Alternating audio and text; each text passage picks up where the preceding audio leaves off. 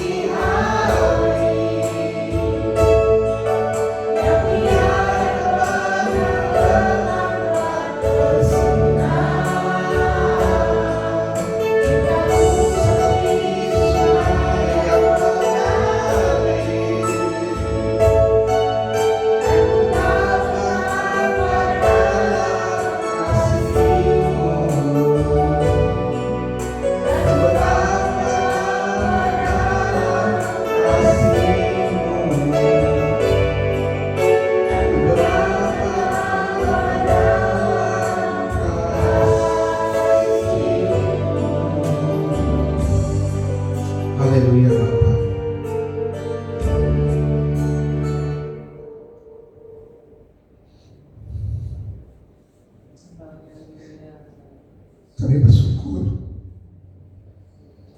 pada sore ini kami dapat berkumpul bersama beribadah Pak Sudri.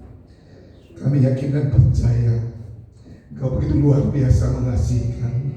Sampai sore ini kami dapat bertemu kembali. Kami dilawan dengan Roh Kudus-Mu yang luar biasa. Kami dikasih dengan kasih anugerah-Mu yang luar biasa, Bapak. Kami tahu kami tidak mampu untuk berjalan sendiri, tapi kesetiaan Tuhan, kami selalu mau menyembah dan menyenangkan hati-Mu Bapa. Pada sore ini kami serahkan dari awal pertengahan ke akhir ibadah kami ke dalam tangan-Mu. Biar Tuhan yang punya acara, kami penting dalam nama-Mu. Mungkin ada roh lain yang hendak mengganggu kami Bapak. Kami yakin dan percaya hanya roh Allah yang bekerja di dalam ruangan ini. Dalam nama-Mu kami berseru dan ucap syukur. Haleluya. Amin.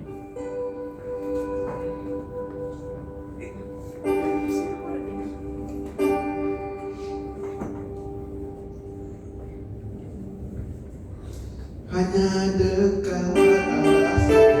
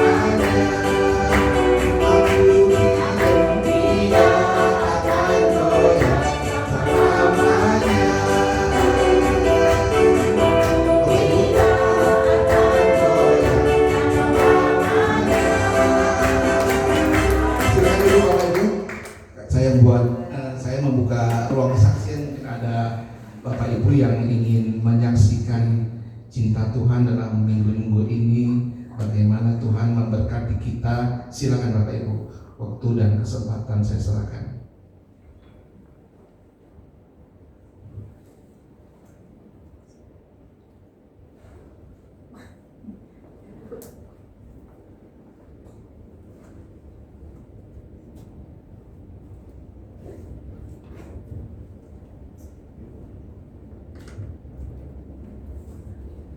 Shalom Pak Sutri. Masih semangat? Amin. Puji Tuhan. Saya bersyukur hari ini kami boleh ada, dan tak putus-putusnya kami ini bukan kesaksian ya, tapi untuk permohonan doa. Sebenarnya waktu itu di Komisi Wanita saya sudah bersaksi, tapi tadi ditolak lagi sama suami saya untuk minta lagi dukungan doa, hal yang sama ya seperti yang kemarin.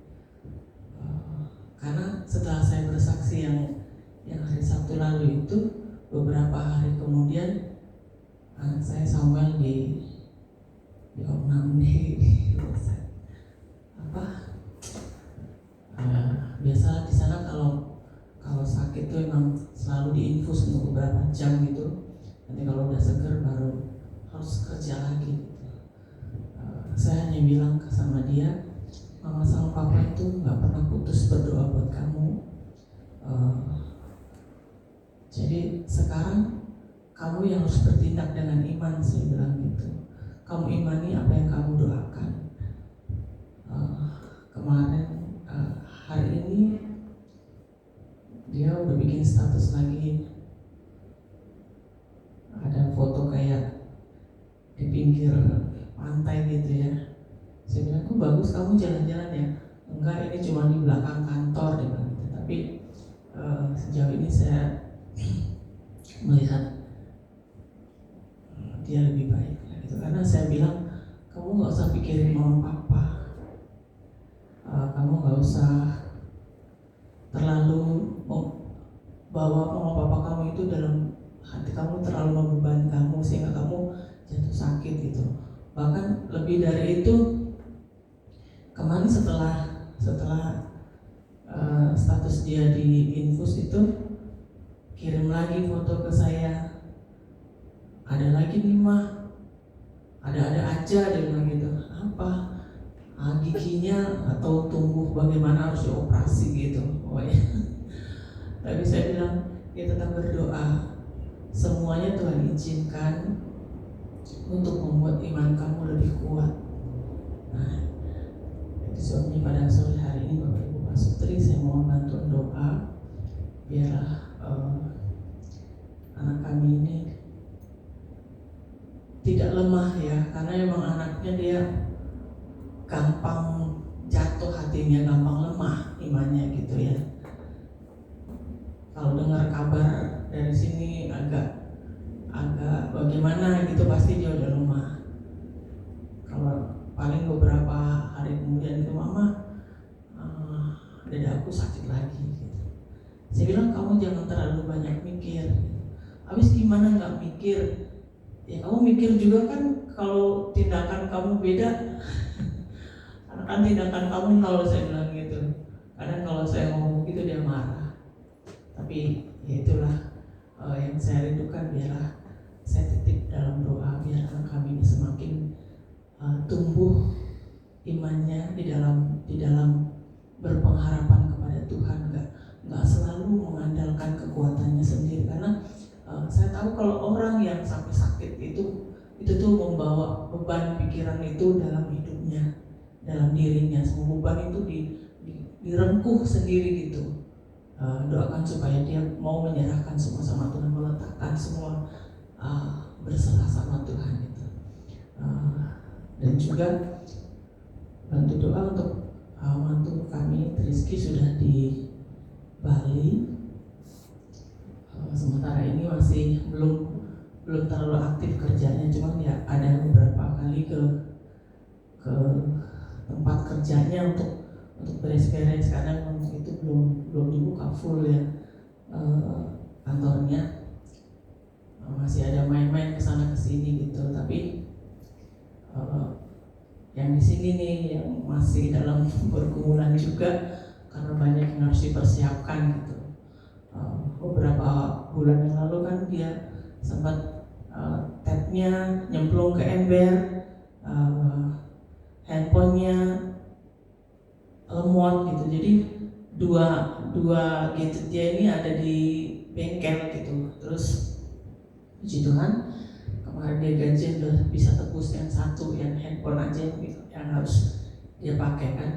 Kalau untuk tabnya nggak tahu gimana kabarnya, mungkin dah wassalam deh itu karena udah kecemplung ke air. Untuk beberapa waktu ini dia mempersiapkan diri untuk menyusul ke Bali, tapi masih nunggu motornya juga masih dalam bentuk kerangka, masih pergumulan juga. Nggak tahu harus berapa uang yang harus dikeluarkan, itu menjadi beban buat kami. Kami minta dukungan dalam doa kepada Pak Sutri yang ada sore hari ini, dan juga Bapak Ibu Gembala, bantulah kami dalam doa. Ini menjadi kesaksian kami, menjadi permohonan kami, kiranya menjadi berkat untuk kita semua. Terima kasih.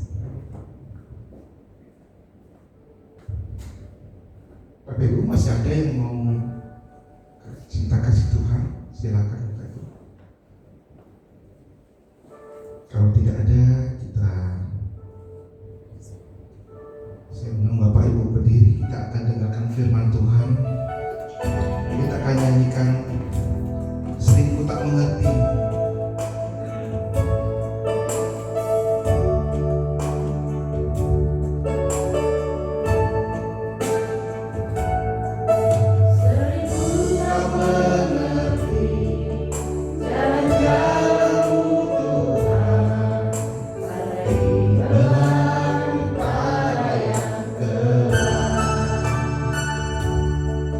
Tanpa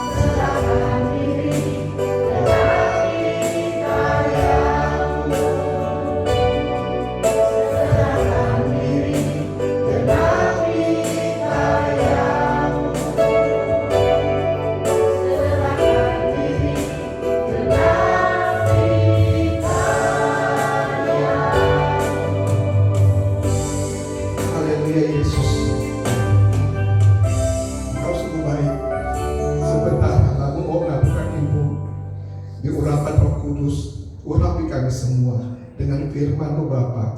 Kami mau buka hati, buka mata dan telinga kami, biar firman itu kami resap di dalam hati kami.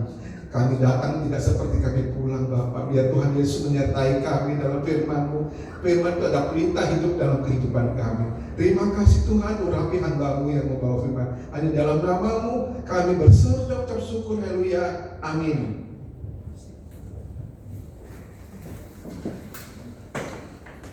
Shalom Bapak Ibu Saudara sekalian. Ya, mari kita buka Alkitab kita di dalam kitab Filipi pasal yang kedua. Filipi pasal 2 ayat pertama sampai ayat yang keempat. Kita baca bersama-sama ayat ini. Filipi pasal 2 ayat 1 sampai dengan ayat yang keempat. Tema dari ayat ini adalah bicara tentang nasihat supaya bersatu dan merendahkan diri seperti Kristus. 2, 3. Jadi karena dalam Kristus ada nasihat, ada penghiburan kasih, ada persekutuan roh, ada kasih mesra dan belas kasihan. Karena itu sempurnakanlah sukacitaku dengan ini. Hendaklah kamu sehati sepikir dalam satu kasih, satu jiwa, satu tujuan, dengan tidak mencari kepentingan sendiri atau puji-pujian yang sia-sia. Sebaliknya, hendaklah dengan rendah hati yang seorang menganggap yang lain lebih utama daripada dirinya sendiri. Dan janganlah tiap-tiap orang hanya memperhatikan kepentingannya sendiri, tetapi kepentingan orang lain juga. Puji Tuhan. Di dalam pembacaan kita ayat ini, Paulus sebagai seorang hamba Tuhan yang dipercayakan untuk menggembalakan dan memimpin jemaat yang ada di Filipi, ia menegaskan bahwa dalam hubungan suami istri itu, setiap orang percaya harus menekankan tentang pentingnya sebuah kerendahan hati. Ini yang acap kali saya sampaikan. Kenapa? Karena kita masing-masing itu terambil berasal dari berbagai macam latar belakang yang berbeda. Ada kebiasaan-kebiasaan yang berbeda. Ada yang sedikit keras, ada yang lembut, ada yang sedikit keras, ada yang sedikit lembut. Persoalannya adalah begini, ketika Tuhan mempertemukan kita, selalu ada dua poin penting ini. Yang satu keras, yang satu lemah. Selalu begitu. Disinilah kemungkinan besarnya kita bisa mementingkan diri sendiri. Kita bisa berlawanan, kita bisa berbenturan setiap hari. Karenanya ayat 1 sampai ayat 4 itu mendorong setiap kita untuk mengerti dan memahami pentingnya sebuah kerendahan hati itu. Sebab tanpa kerendahan hati tidak mungkin akan terjadi satu relasi yang harmonis antara suami dan istri. Sulit untuk kita bisa menemukan titik temu. Sebab kerendahan hati itulah yang menjadi jembatan antara sifat dan karakteristik yang keras dan lembut. Saya mau katakan begini, orang yang punya karakter kebiasaan sifat lembut bukan berarti ia tidak bisa mementingkan diri sendiri. Karena ia punya sifat lembut, dia inginnya terus diperhatikan. Ini kan sifat yang negatif, inginnya terus diperhatikan. Maunya pasangannya harus memberikan waktu 100% baginya. Ini kan ada persoalan tersendiri. Saya kemarin dapat postingan teman adik angkatan saya tahun 94. Dia tulis begini, masih adakah hamba Tuhan seperti ini, begitu. Dia posting, rupanya setiap jemaat Tuhan yang bekerja, ini seorang ibu gembala setiap hari memberikan makan. Kayak kasih MBG begitu. Kayak dikasih MBG. Jadi seorang hamba Tuhan itu datang ke perusahaan tidak hanya sekedar mendoakan jemaat, tapi memberi makan. Lalu saya katakan begini, iya kalau jemaatnya baru 10 orang gitu. Saya pikir 10 orang itu sudah ribet. Kalau semuanya bekerja kan harus datang ke 10 perusahaan gitu kan. Iya kalau jaraknya dekat hanya 5 menit dari rumah itu masih gampang. Kalau jaraknya berpuluh-puluh kilo, nanti coba Ibu Lili dari sini berapa terus Ibu? Ada 50 kilo ya? 1 jam lebih. Nah sebenarnya kalau saya ngikutin itu, saya datang ke Ibu Lili, saya kasih makan Bu Lili, saya kasih MBG lagi. Saya datang lagi ke Pak Eko.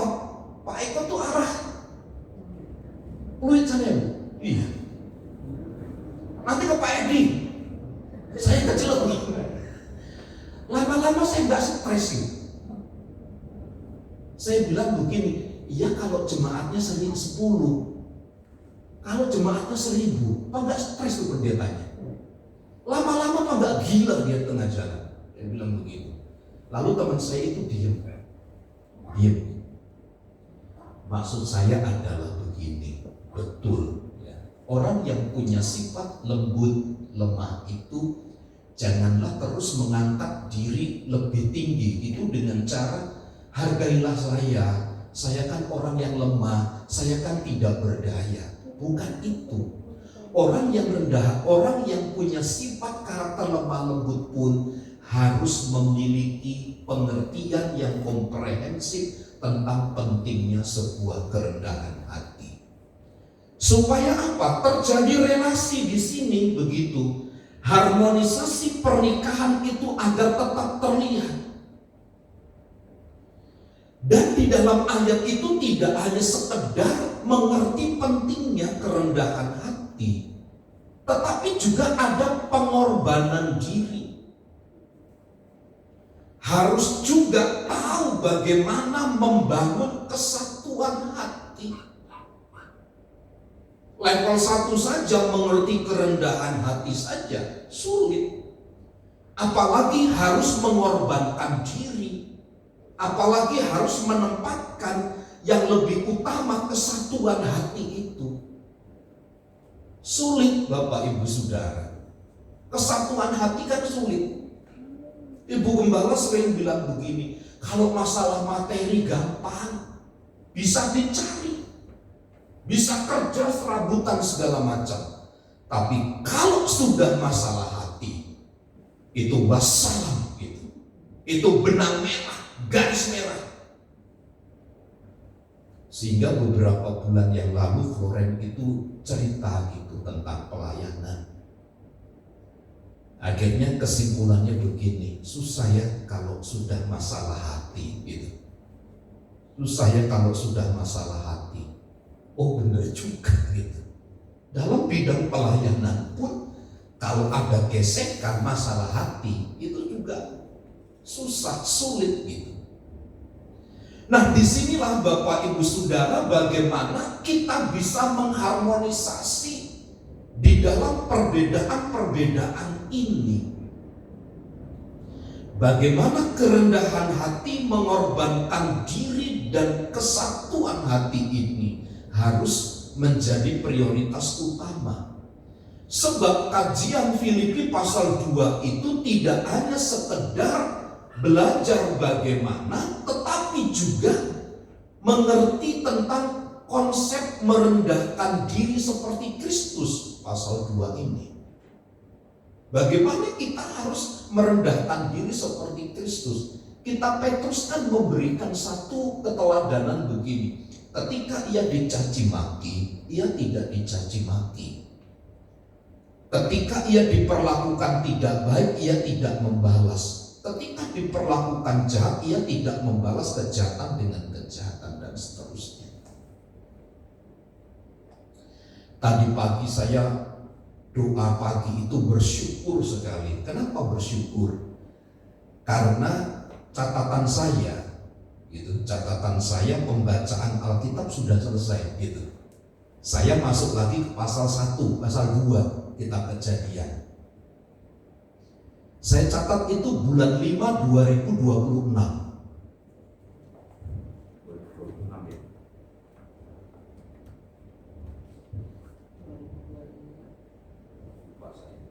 2025. Oh iya, 2025 mulai baca kitab Kejadian. Kemarin tanggal 21 ke 22 2026 selesai. Hanya membutuhkan waktu 1 tahun 3 bulanan ya. 1 tahun 3 bulan gitu. Dan bacanya itu kadang-kadang 4 pasal, 3 pasal sehari itu tiap pagi. Kami baca bergantian 5 ayat, nanti saya baca 5 ayat, Jen baca 5 ayat, Foren baca 5 ayat, Yosi 5 ayat, terus bergantian itu. Hanya 1 tahun 3 bulan selesai.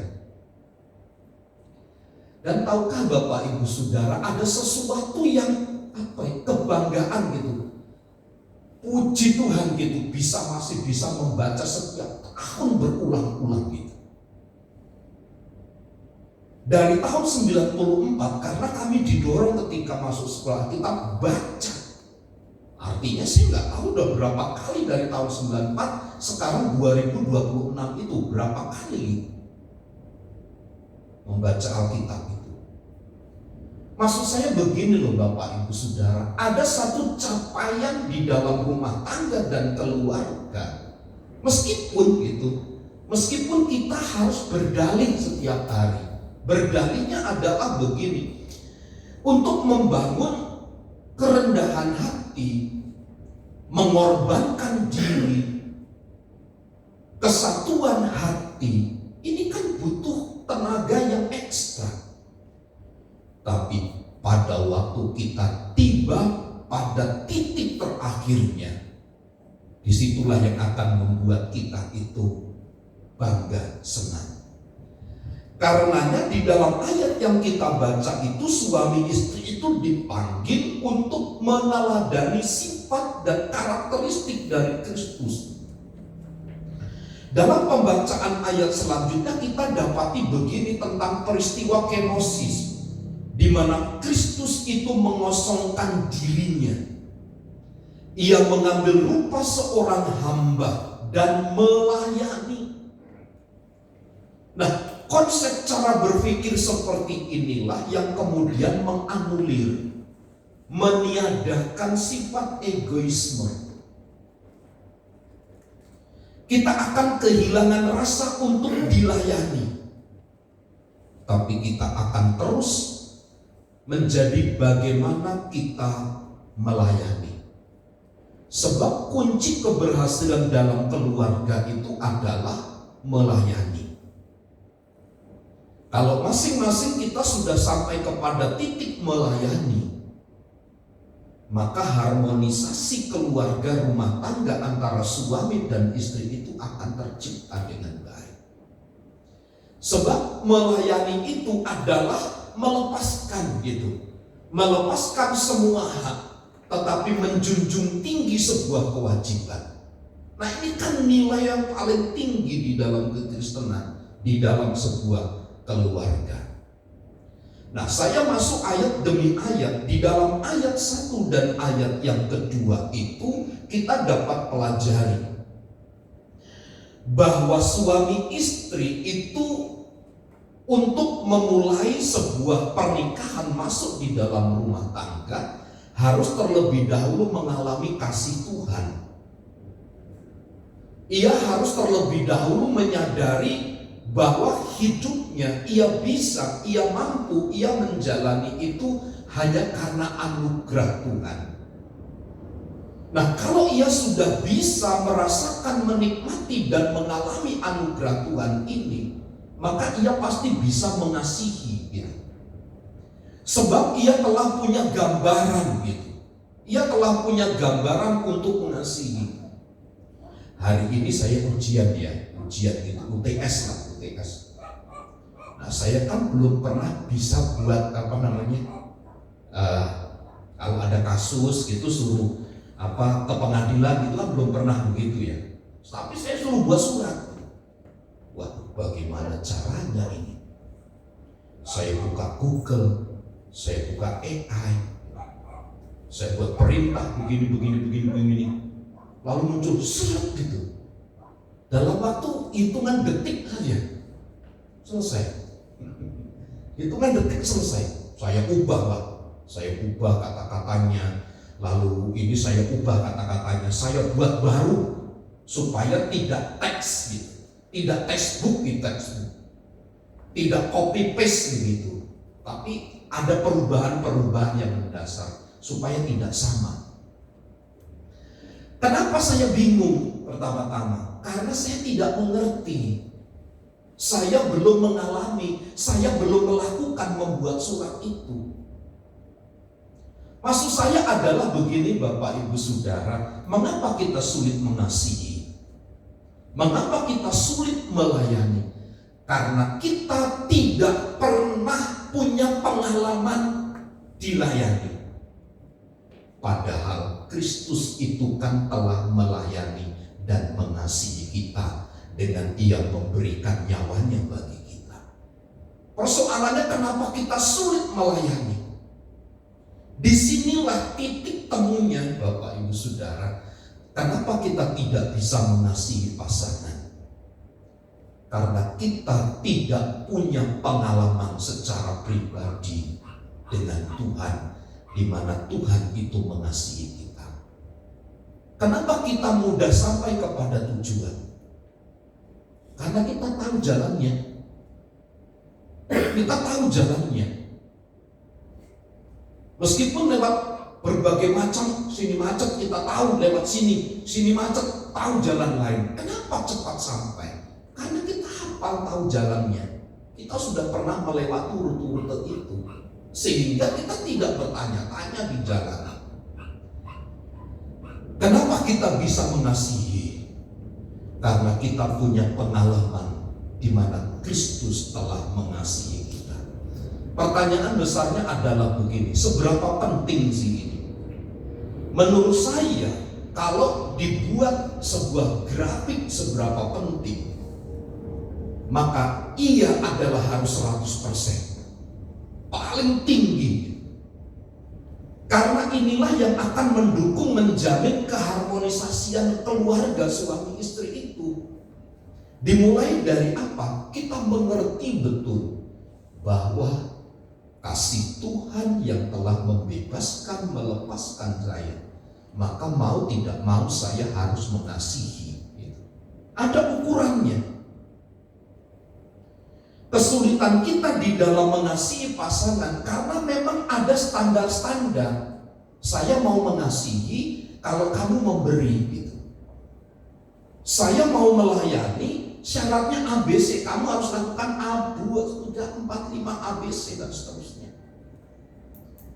Ketika syarat-syarat itu masih menumpuk di dalam otak dan pikiran kita, selama itu pula sulit bagi kita untuk mengasihi. Karena apa? Mengasihi itu kan sebenarnya tidak perlu syarat. Persoalannya kita sebagai manusia itu masih menuntut syarat itu.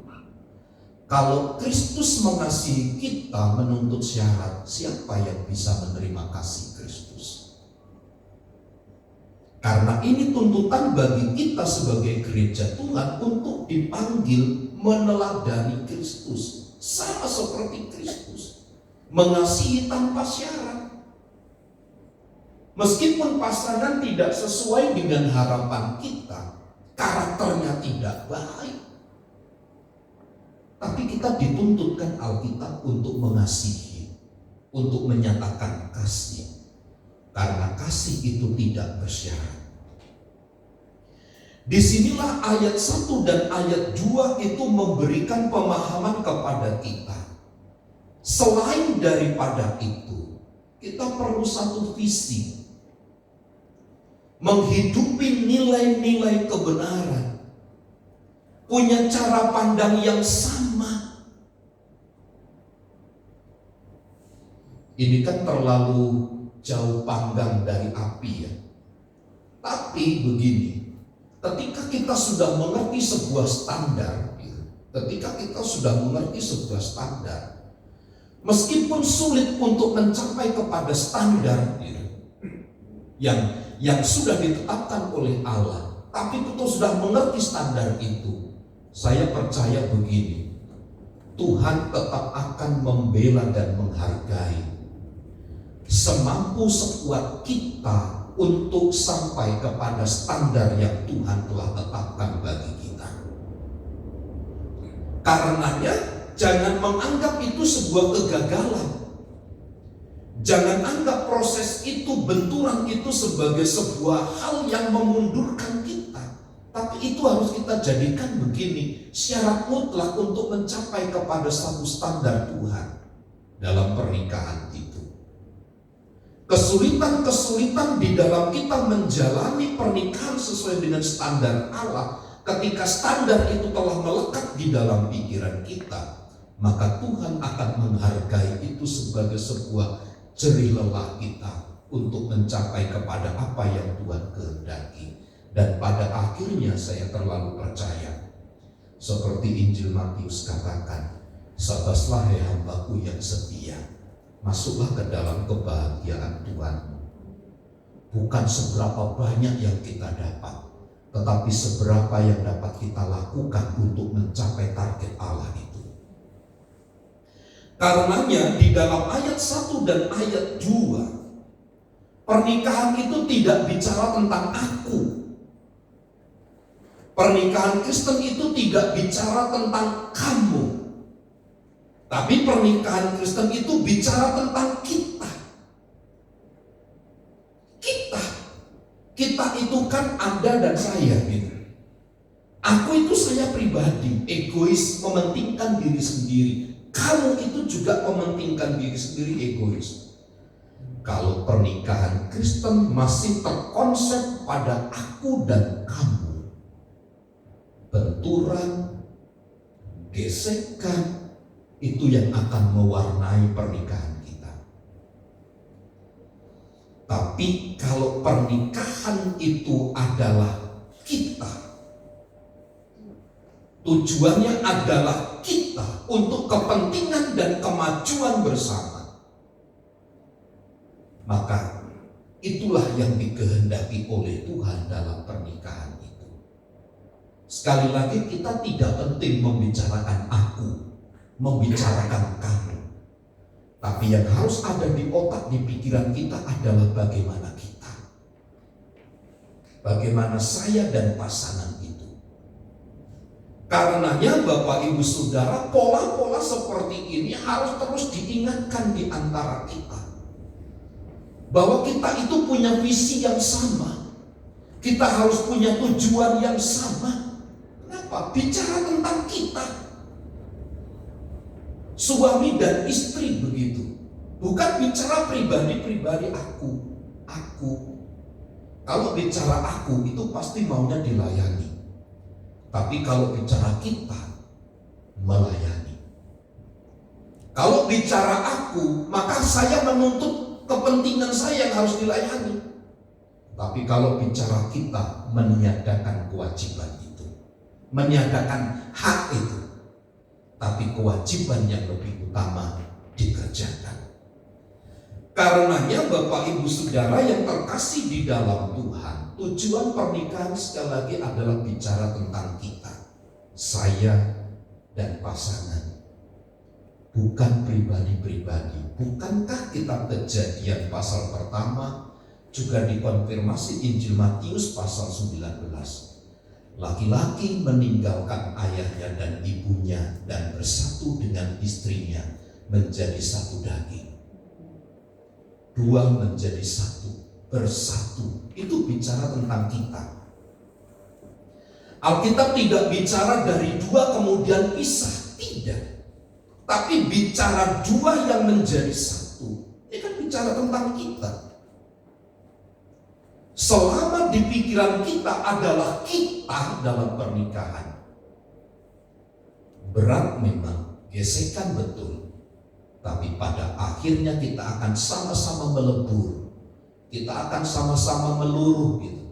Sama-sama akan melunturkan segala keinginan-keinginan yang dominan di dalam hidup kita ini.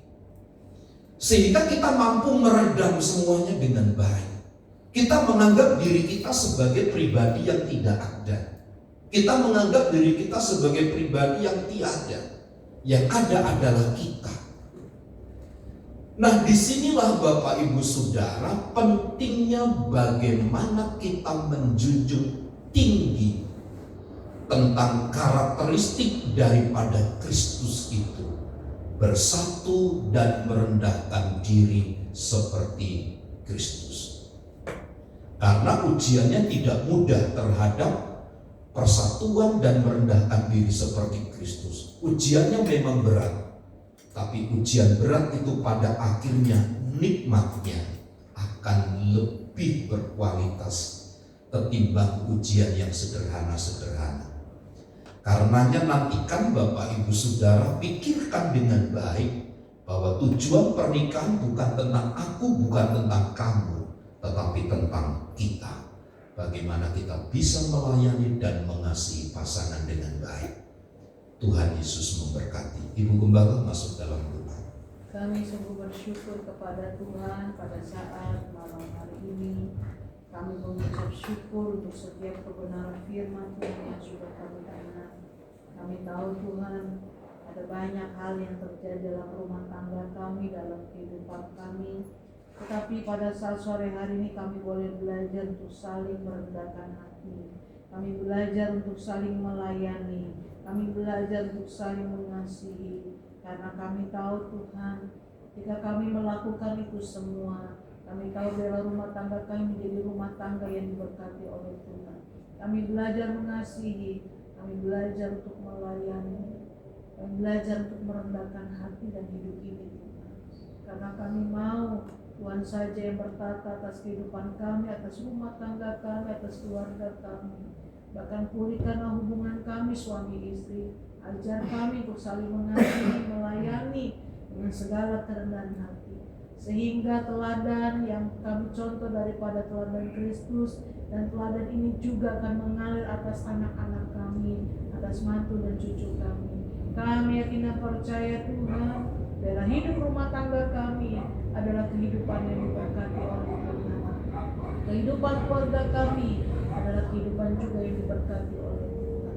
Dan biarlah Kristus yang hadir, yang hidup atas rumah tangga kami, atas kehidupan kami, atas keluarga kami. Terima kasih Tuhan, terima kasih. Memberkati hamba Tuhan yang sudah menyampaikan setiap kebenaran firman Tuhan dan memberkati kami semuanya. Kami yakin dan percaya pada saat sore hari ini rumah tangga kami semakin hari semakin diperbaharui, rumah tangga kami semakin dipulihkan, dan nama Tuhan saja dipermuliakan. Terima kasih Tuhan. Di dalam nama Tuhan Yesus kami berdoa kepada Tuhan. Haleluya. Amin. Kita adakan persembahan.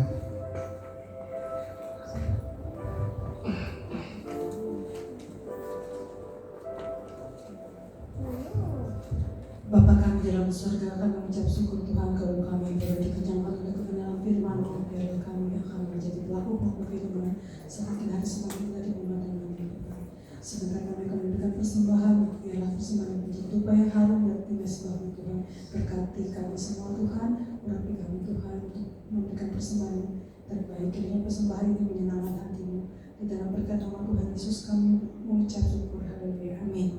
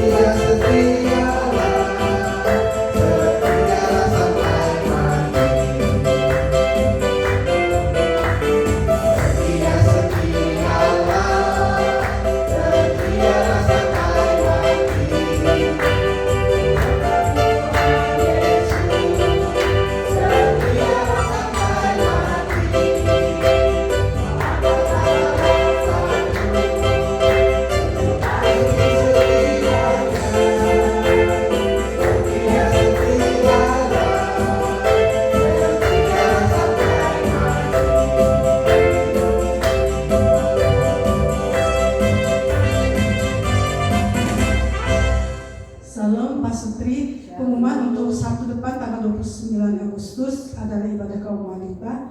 PL-nya dengan kasih Tuhan Ibu Chandra, firman Tuhannya dengan kasih Tuhan Ibu Pendeta Muda Ibu Novianto, dan persembahannya adalah Ibu Edi Paulus. Demikian pengumuman.